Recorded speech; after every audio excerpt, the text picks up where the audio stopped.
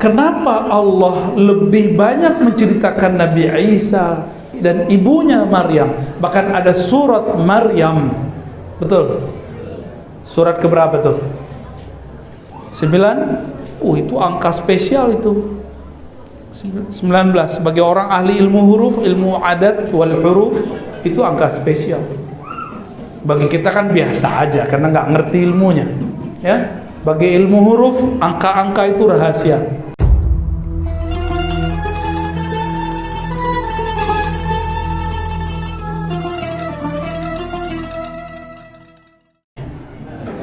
Emang di sini banyak rahasia ya? Dari bahasa saya lihat, saya dengar. Semoga Ahlus Sunnah tetap berjaya di sini dan di Aceh. Amin. Saya berguru kepada Syekh Abuya Hasan Basri, ada juga Syekh Zamzami, ada juga Syekh Khatib, Syekh Ali Syarbaini. Mereka berguru kepada Syekh Zakaria Labaisati. Syekh Zakaria ini berguru kepada orang Aceh, Abuya Muda Wali, Syekh Muda Wali, ya. Maka saya sangat ta'zim kepada sanad ulama-ulama di Aceh tentunya. Kita ngaji maulid ya, bener? Oh, maulid. Orang di luar Natal kita maulid ya. Natal itu artinya maulid juga, tapi maulid Sayyidina Isa.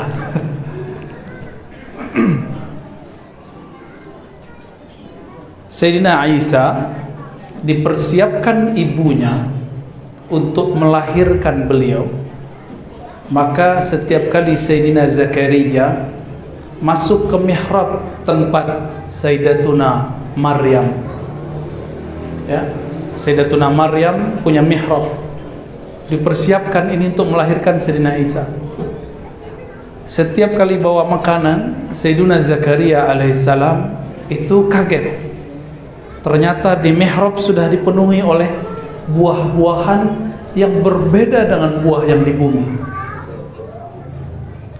Maka dalam surat Al-Imran, Sayyidina Zakaria bertanya, "Wahai Maryam, anna laki haza?" Ini dari mana? Siapa yang menghantarkan kepadamu?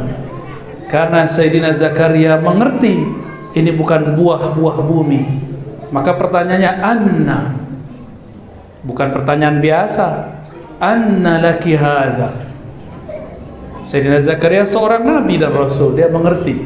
Dan beliaulah nabi yang dibunuh oleh Dajjal ketika beliau menyelamatkan diri masuk ke dalam pohon. Wah, ada Buya Zulfikar nih, Barzakhi.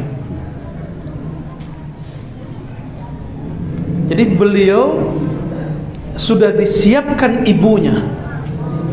Maka yang masuk ke dalam diri Sayyidina Isa itu adalah nutrisi yang ditabung terus oleh Sayyidatuna Maryam. Dia makan buah-buah surga.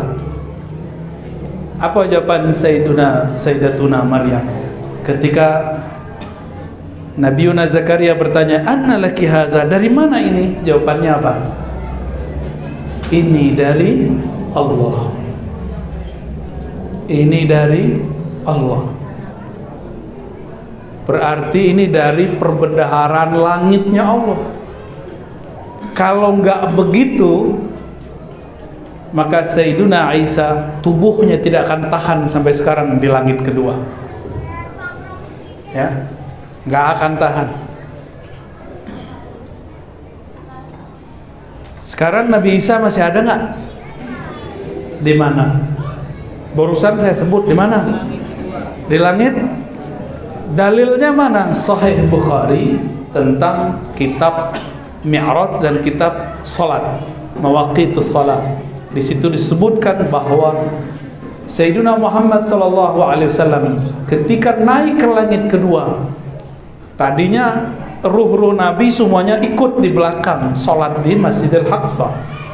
Tapi sekarang ketemu di mana? Di langit kedua. Bertemu. laki-laki rambutnya seperti yang digambarkan orang itu, rambut ke belakang. Ini rambutnya ahlu kitab. Seperti disebutkan dalam Sahih Bukhari, ahlu kitab rambutnya disisir ke belakang, tidak dibelah. Badannya tinggi, kulitnya memerah, seperti Bani Israel kebanyakan. Itu kalau ibu-ibu ngelihat Nabi Isa lupa napas paling. Serius, lupa napas. Saking indahnya wajah beliau, Sayyidina Isa alaihissalam.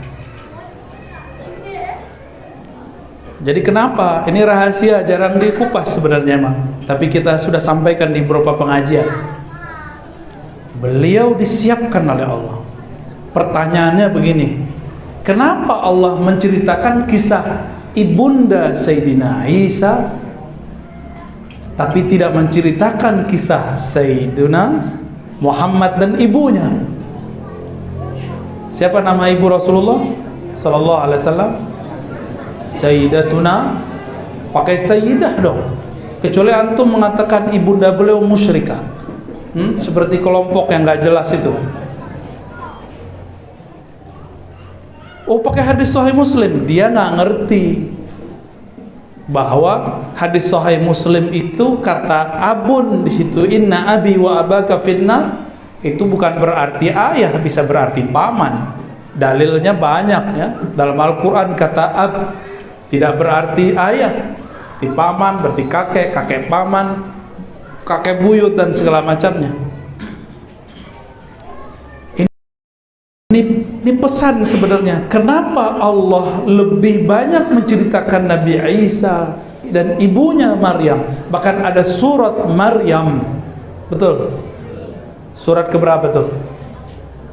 9? Itu angka spesial itu. 19. Sebagai orang ahli ilmu huruf, ilmu adat wal huruf, itu angka spesial. Bagi kita kan biasa aja karena nggak ngerti ilmunya, ya. Bagi ilmu huruf, angka-angka itu rahasia. Karena Allah mengangkakan dirinya Ahad Wahid. Ya.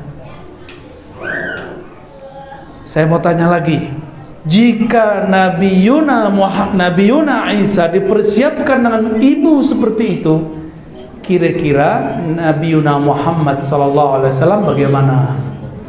Lebih disiapkan atau tidak? Gimana kira-kira? Coba cek riwayatnya. Dan kita baca di kitab Barzanji, kitab Simtud Durar, Diyaul Lami, banyak lagi. Kitab Imam Dardir, ajib, luar biasa itu riwayat-riwayatnya.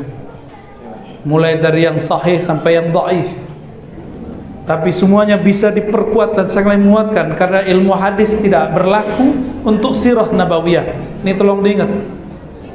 Karena untuk sirah nabawiyah ada ilmu khusus, ilmu tarikh. Jadi ya, ini adik-adik mahasiswa nih jangan sok-sok antum belajar takhrij hadis lalu mendhaifkan hadis-hadis pra nubuwah, pra bi'tsah, pra diutus sebagai rasul. Itu beda ilmunya.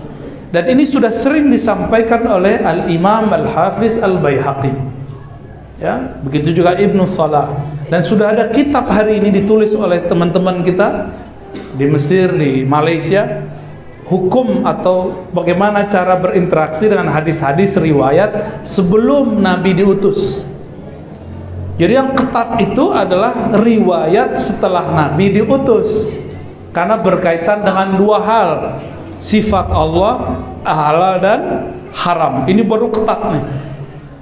Imamuna Ahmad bin Hanbal qaddasallahu sirrahu mengatakan, "Idza rawayna fil halal wal haram tashaddadna." Jika kami meriwayatkan halal dan haram, kami ketat. Wa idza rawayna, jika kami meriwayatkan fima siwa atau siwahuma, selain halal dan haram, tasahalna, maka kami bertasahul, kami meringankan, melonggarkan. Ini energi takhrij hadisnya udah kelebihan, sampai riwayat begini pun ditakhrij berlebihan, nggak pakai teknik yang benar, ya. Kita coba mundur lagi ya. Jika ibunda Sayyiduna Maryam dipersiapkan oleh Allah, maka ibunda